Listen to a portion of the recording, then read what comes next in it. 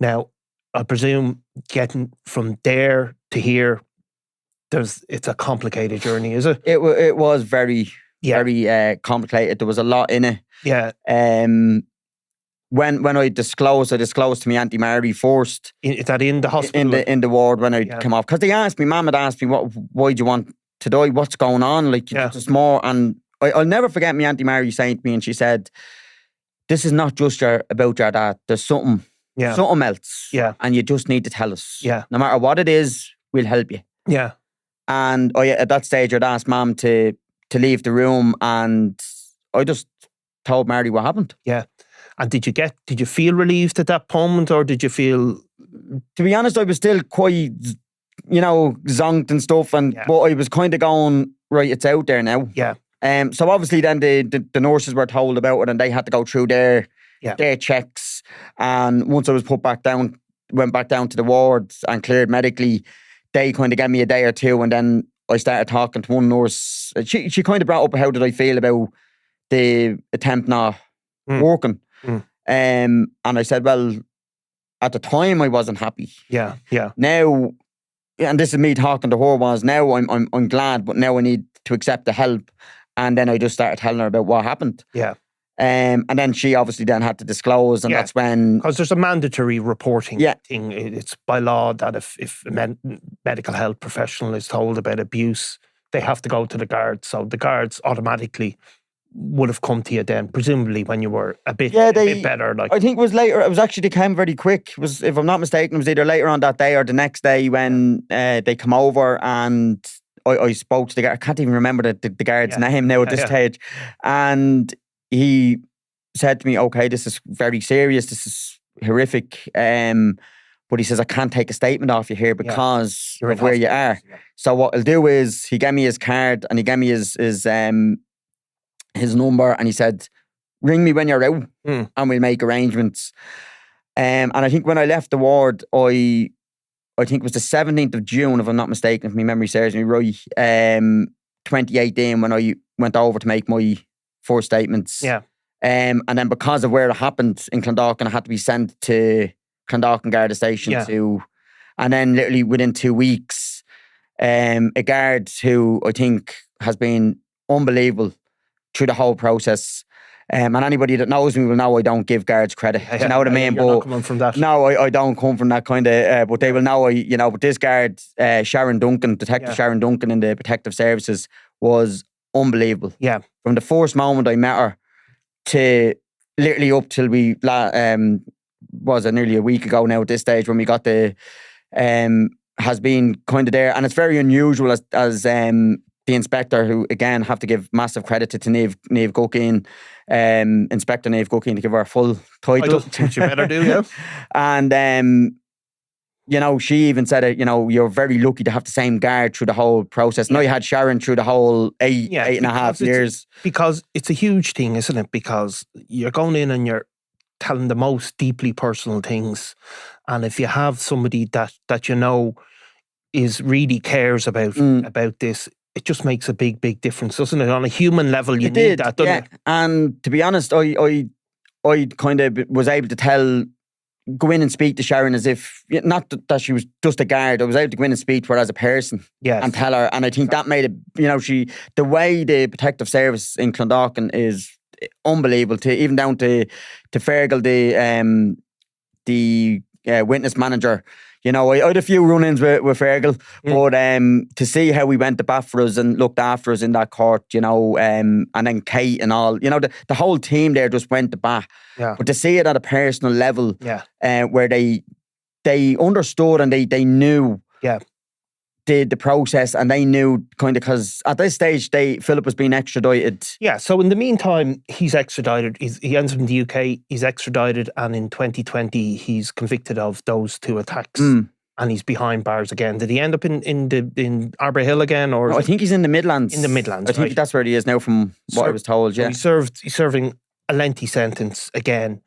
So you've gone and made a statement, and you probably presume 6 months, a year, or whatever, this might come to court or not. Or I to be honest, I knew it wouldn't come to court straight away, rapidly, but I didn't think it was going to take 8.5 years to get there. But they had to make sure, and now that it's over, I can see why they had to do the few bits and pieces that they had to do. And when, because obviously Philip being Philip made things very difficult.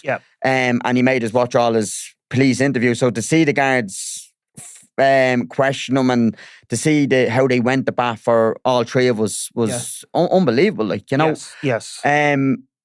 But there was a couple of false dawns where I thought, we're going to get somewhere, and we didn't. And then I think later on in the process, I had to go down and make a statement with Inspector Guckin, and that was literally just to let my statements run with the girl's statements, so we could, so instead of us having separate stuff, cases.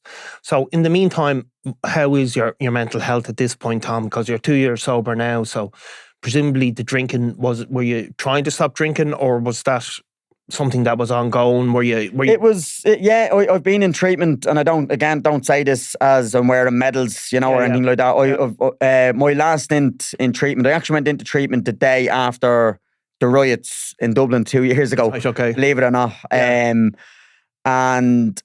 that was my 10th full treatment to finish. Now I've had other treatments and detoxes where I've walked out of. But there was something different about this one. And what do you think it was, Tom? I know that's probably impossible to answer, but... Well, I've done a lot of research, not a lot of research, but a lot of soul searching on it. And I put a lot of my trust in Carrie Bright from the Peter McVerry Trust. And Carrie was my kind of... she's the addiction worker in there. She's the director of addiction services, I think is her proper title. But I put my trust in Carrie and in Karen, the psychotherapist, and to Aoife and the others. And when I looked to come back into treatment, they had made a decision that coming back to the Lantern wasn't the right thing for me. Now, that wasn't what I wanted to hear. I thought, oh, great. But it does show you that they weren't looking at going, oh, there's another bed filled, there's another few bob in. They had my best interest at heart. And Carrie said to me, I want you to go to the Rutland. And I said, absolutely not. Why, no. I said, we're not even talking about this. And I hung up on her. And then a few hours later, Shannon, who does the referrals, rang me, and she spoke to me about it. And she said, no, we want you to go in, and we'll tell you why. She says, we think you need somewhere that you don't know anything about. That you're not going to be able to go in and just sail through it. We need you to go into a place that's going to make you work. And that you can't just walk out of a group. More importantly. And so at this stage, I was heavy on the drink, and I went into a pub and I had a drink, and I said, I'll think about this. As we do. And I said, you know what? Okay, I'm going to trust in them.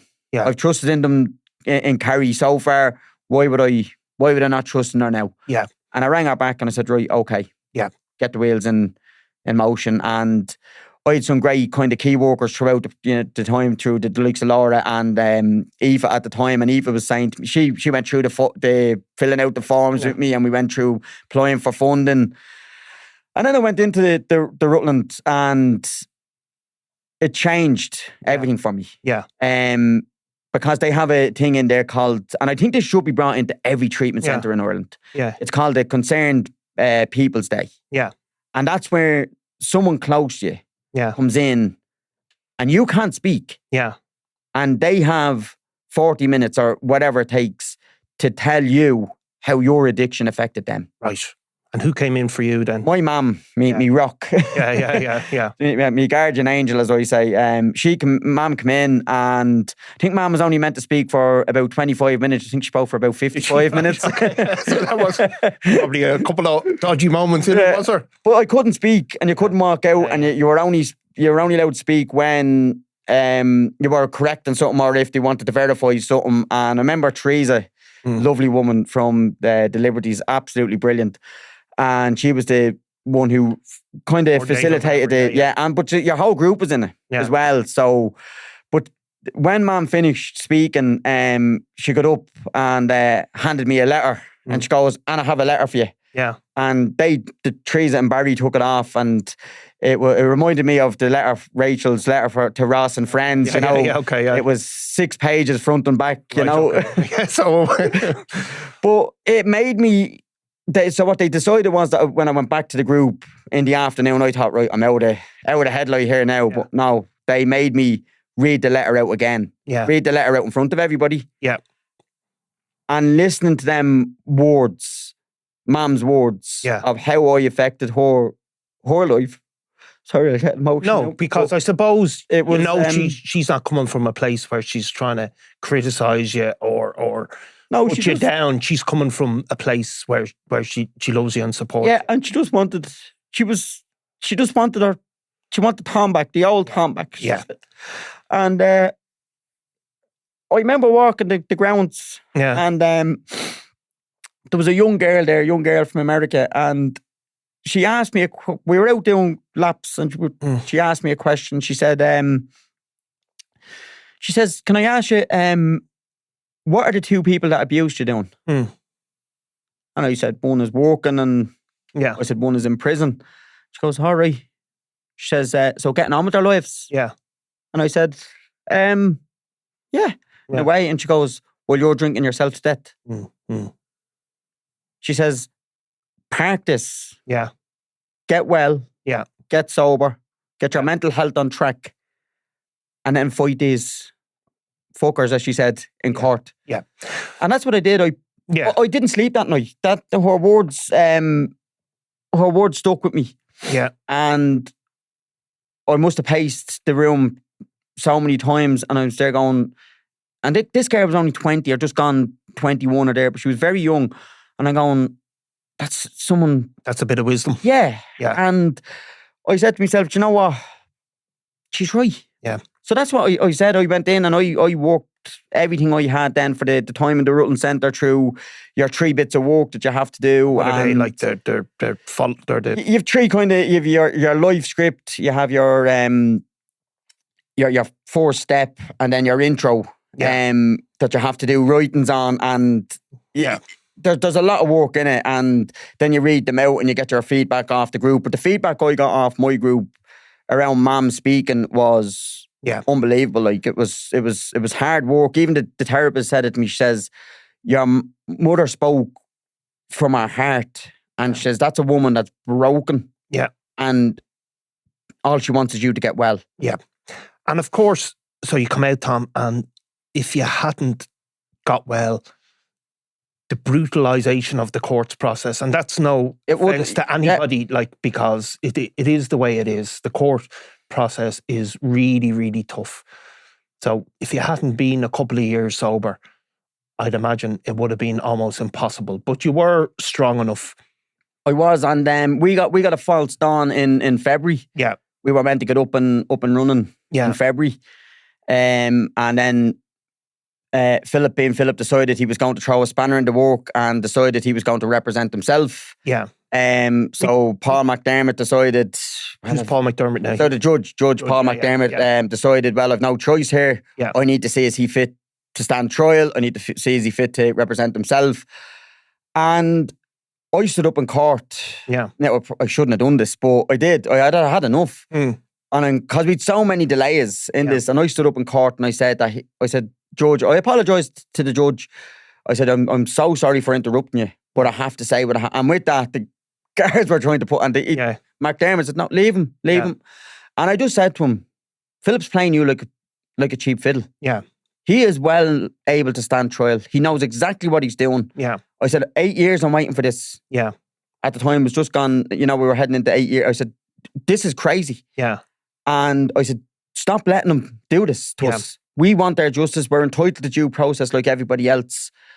And I'm asking you to stop playing him. Yeah. So in 2 weeks went, and we were back in front of Paul McDermott again for mention, and he was looking for reports, and he acknowledged me. Yeah. And he wasn't aware that it had gone on that long. Yeah. And he says, the only thing I can do is I can promise you that on the 6th of December or of October, you will have priority. Yeah. And this is going to trial. So it starts on October the 6th. Ken Foy has done a great job. He's done brilliant. Yeah, he approached me and had a chat. Yeah, regular on this podcast.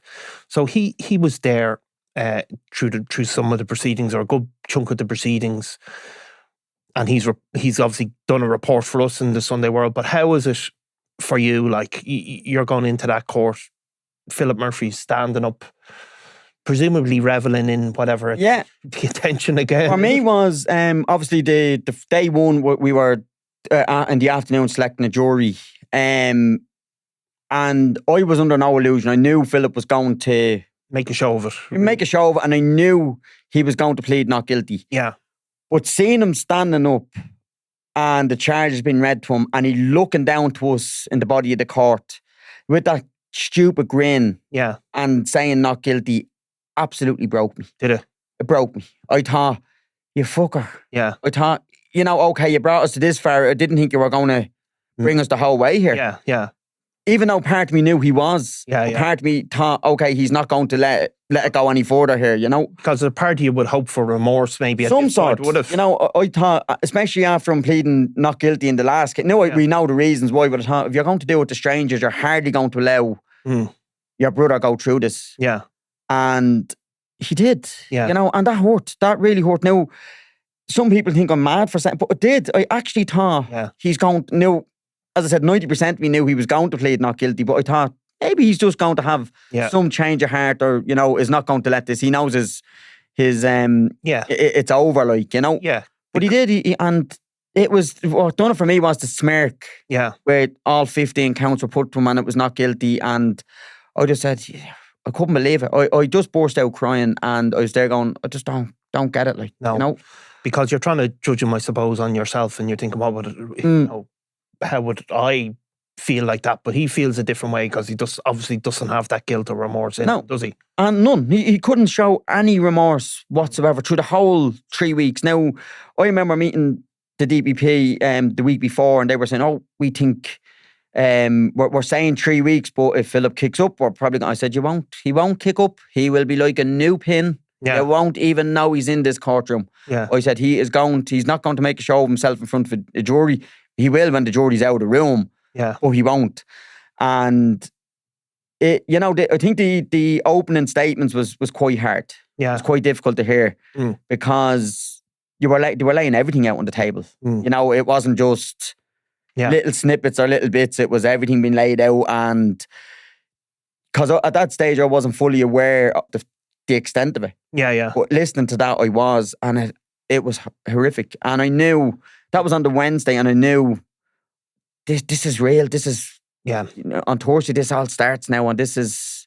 And of course, you're in an oppositional court system where his defense is going to be his only defense he can have is that you're making this up and you're a person of bad character. You know what I mean? Yeah, it was. And how did that feel like to be put through that? And of course, obviously, he didn't cross-examine you, did it? No, we had to go through that process of I think it's a section 16A. Now, again, I think that's something that needs to change. Yeah. That, where does a sexual crime of any nature and accused decides he's going to represent himself, then straight away he needs to be told, you can't. You won't be cross-examining him. You need to pick a solicitor, and we shouldn't. We had to sit through a whole. I think it was just a full day of a hearing. So it's a sort of a trial within a trial. Yeah, to make sure. And thankfully, Mr. Judge McDermott decided. He said his words actually were to be inhumane of him to allow him to cross-examine me and the others. And I just think that shouldn't be allowed. Yeah. I think we need to change that. And it is something that I am going to go and try and change because... And we have actually seen this. I mean, it's not common, but I have seen, and it's, and not just, but particularly sex crime allegations. I mean, it's an attempt to allow the accused cross-examine in those circumstances. I mean, it must be terms of re-traumatising people. That's exactly what he was trying to do, re-traumatising. And in my opinion, he was trying to bully us out of not going to court. Yeah. I think this was his last throw of the dice to say, right, well, let's throw something here that might stop these people from getting into the into the box. And of course, if you don't get into the witness box, the case falls away because it's historic, and therefore, the witness is key to it. Yeah, and I think yourself and Nicola have covered it over a few podcasts where you've had people who've said it's the DPP have told them, oh, well, this is not your case. Yeah. This is the state against the accused. Yeah. I lost it. I'm going, how dare you? Because we had a barrister before, the one that actually went, and she said, oh yeah, well, it's like you witnessing your house being burgled. Yeah. And I'm going, are you for real? Yeah. I absolutely felt like an ant, 2 foot tall, going, how dare you? Yeah. And as I said to her, if I take my statements away and the girls take their statements away, I said, have you a case? Yeah. And she goes, no. I said, so it is our case. Yeah. I said, so you need to be very mindful of how you word these things. Yeah, and of course the people need the support. Do you know what I mean? And so, but there was things thrown at you, wasn't there? I mean, because that's all he's got. That's all he's got, and this is whatever legal representatives he has, they have to do their job. Yeah, of course. Yeah, and they have to. That's what they have to work with, and they're instructed by their client. I mean, what did he try and sort of? He threw everything that I was. My mental health, obviously. Yeah. My mental health. He's delusional. Yeah. He's always been delusional. Was one of the things. Yeah. I think he 3 different versions of me being attacked in Germany. Yeah. First of all, I was attacked by a crime gang, more or less. Yeah, okay. Then it became a crack cocaine gang. Yeah. How he knew this, kind of, and then it was that he had to bait me up to stop these people from. Right. So in 3 different interviews, he 3 different stories. Yeah. And I'm going, just what? Yeah. Because I was living in Peter McVerdy house at the time before I'd moved to a house with Dublin Simon, and when I come back from Germany, I went in, and if I had come back with marks, they would have had to know all that. Yeah. And they got all them notes. So I'm sitting there going, well, one, I'm kind of going, what? Yeah. I was shocked. Yeah. And then it was that the media yourselves had paid me hundreds of thousands of euro. Story. Well, stories and not keeping up with the struggles of the newspapers, but of course, absolutely horrific. We don't pay for stories, and it's like I'm kind of going, and then I paid the girls to come forward, and I'm kind of going, where what? Yeah, with all stashes of money, and it was kind of you're sitting there going, and also that you're Sinn Féin. Oh yeah, I didn't go on into I was thrown out of Sinn Féin when Owen O'Brien got elected because of Philip, and there's no truth in it whatsoever. Like absolutely, I left Sinn Féin after Owen O'Brien got elected. Yeah, and of my own accord. Yeah, because I didn't like the way the party in the area was going. Yeah, and I decided to move on to a new horizons. So we threw all of this at you, and I suppose, other people probably say Ken was sitting in the court and saying this is going nowhere. But when you're in the middle of it, it doesn't necessarily feel like that, does it? When you get to the point where the jury goes out, were you confident? Were you how did you feel? Well, see, I had kind of made 2 little kind of not mistakes. Now I realise they weren't mistakes. They were just little kind of I had mistake 1 or 2 of the little things. In my misspoke is what the judge kind of put it. And I felt, I'm after messing this up now. And they're out this long because of this. These were times and dates and things. Yeah, stuff like that, which, as I said, when it was put to me, I was there going, but you're reading, I'm saying to the barrister, I'm going, but you're reading out my statement. I'm not. Yeah. I said, I don't have this here. I said, this is geared all wrong. I said, I can't even bring bullet points in here. Yeah. You can. The guards could bring in their notes. Well, you see, and this is what people don't always understand. And I've been through courts.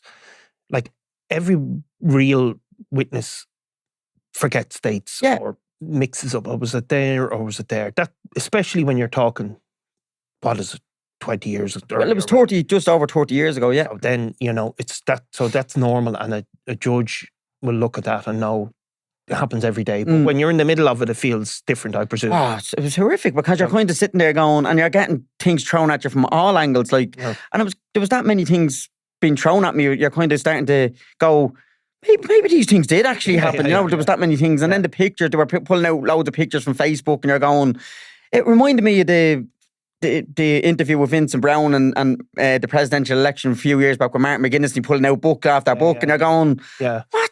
like, what's the relevance of all this? Like, but nonetheless, the jury go out, and you know, it was even before the jury go out, it was having to listen.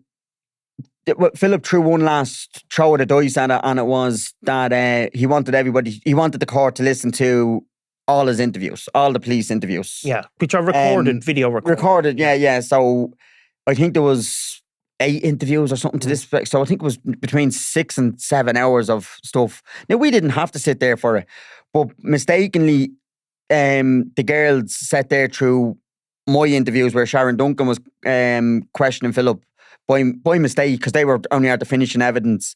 And I said, well, I'm going to stay there for them. Yeah. Because, I wanted to show that bit of support. And the stuff he was saying, it was crazy. And you're looking at this going, poor jury, you know, what are they thinking, or what are they even saying, you know? Yeah. And then to get to the stage then where the judge had to kind of disregard 95% of what was said to the jury, you kind of had to say, you just can't take this into consideration. And everything was brought up. You brought up everything, and you're kind of going, this is just, I've never seen it. And then when the charge started on the jury, then it was like Philip, obviously, because he was representing himself, he had to do his closing argument. Now, because he represented himself and didn't call any witnesses, the prosecution didn't get a closing argument.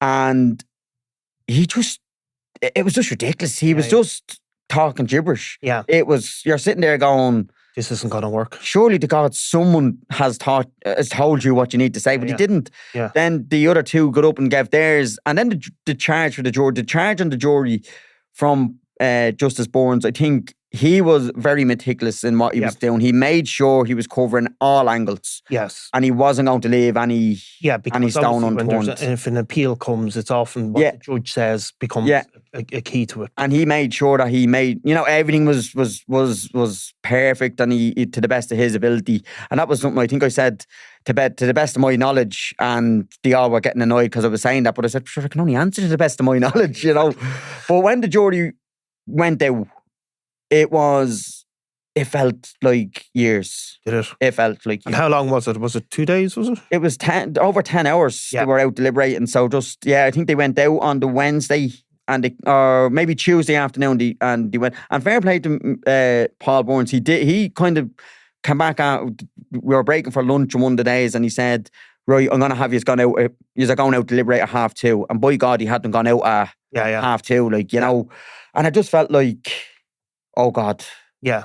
The longer it goes on, the longer it goes on, and you're kind of going, oh, what's the problem? Or and you're kind of going to the guards, is this normal? They go, don't be worrying. This is, we weren't expecting it to come back in straight away. And we were upstairs in the victim suite, and I have to give a shout out to the girls in the victim suite. They were tremendous. Yeah. They have a way of just showing you that they made you feel like you were the important person here, and my family and the court liaison. I a court liaison from the Rape Crisis Centre, Cleena and Angie, Angela, and they treated my mum and my auntie like they were part of their family, and my auntie stayed with me, because I didn't want mum to come in to hear my evidence. Yeah. So Carrie Bry from the McVerrys and my auntie came in and were my support in there, and Angela looked after mum for us. And when that jury went out, it was like, oh God.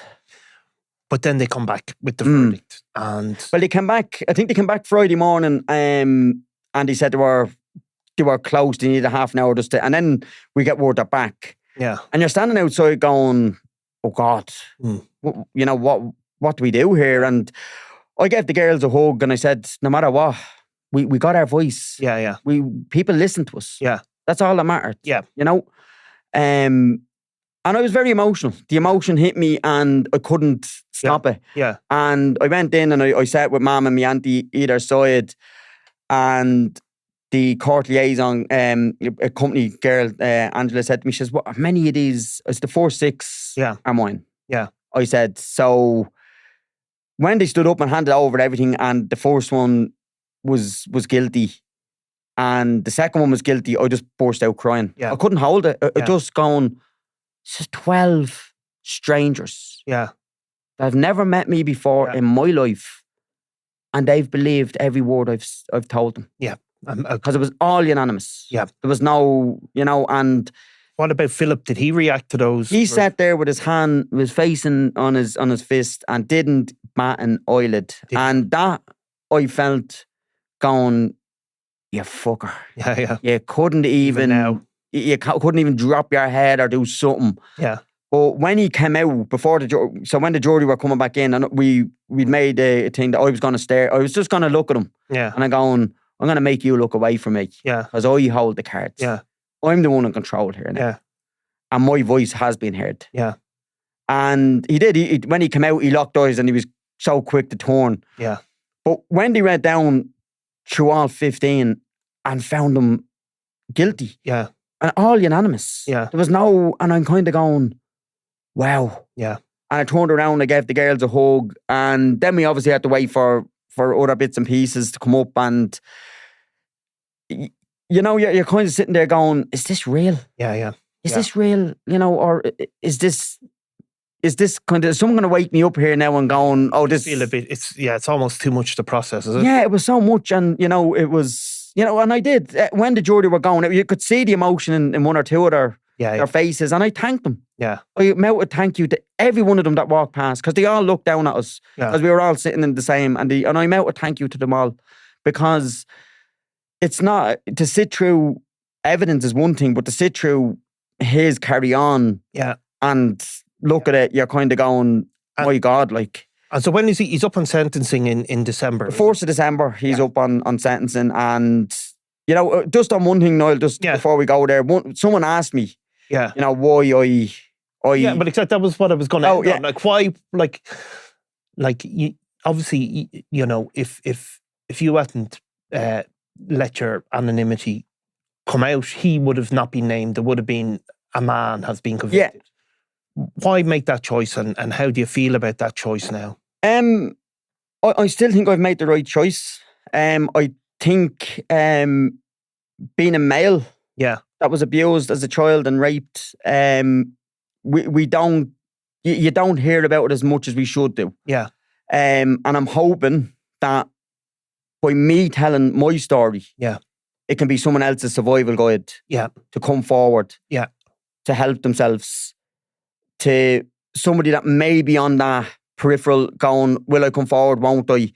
I'm hoping that hearing my story might actually help them to kind of come out and go forward to get the justice that they deserve. And do you feel like by being able to speak about it so eloquently that you have taken some of that power back to yourself, do you? Yeah, on the 17th of June 2017, I think, 2017, I started to take the power back. Yeah.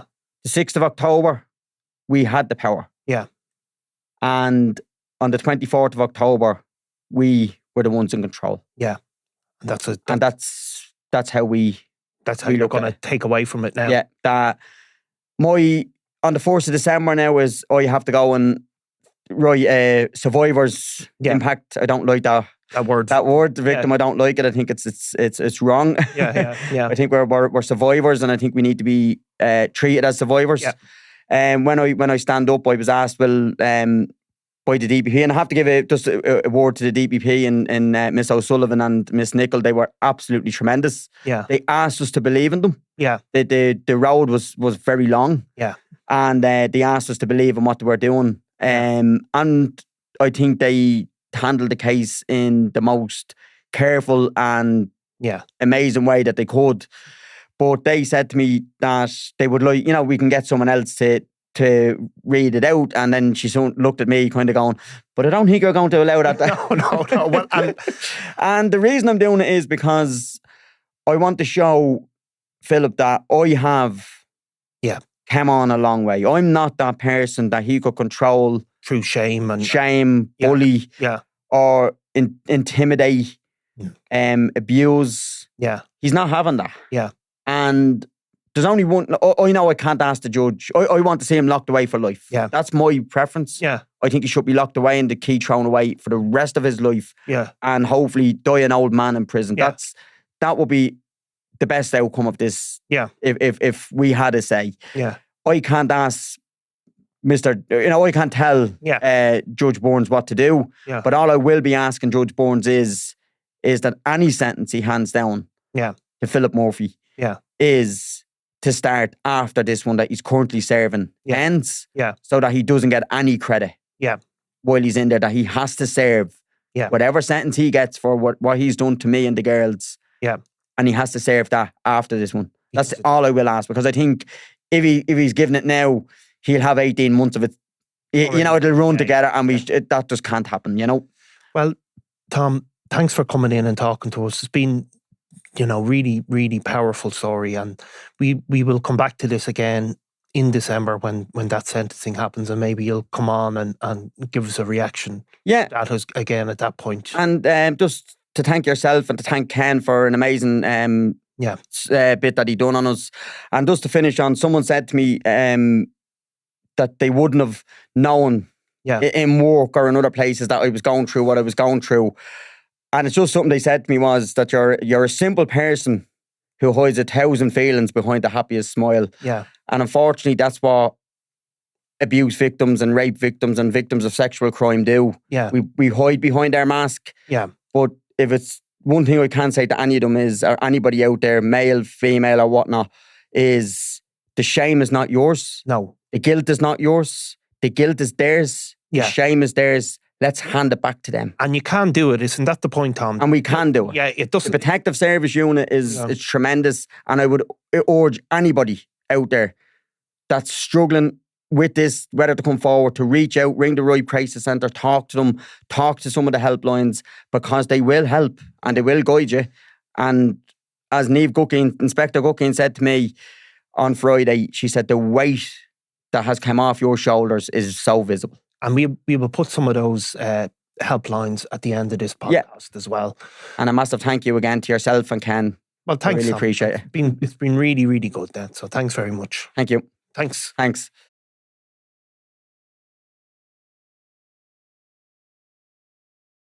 I'm Nicola Tallant and you're watching Crime World, a podcast about criminals, drugs and the underworld in Ireland and across the globe.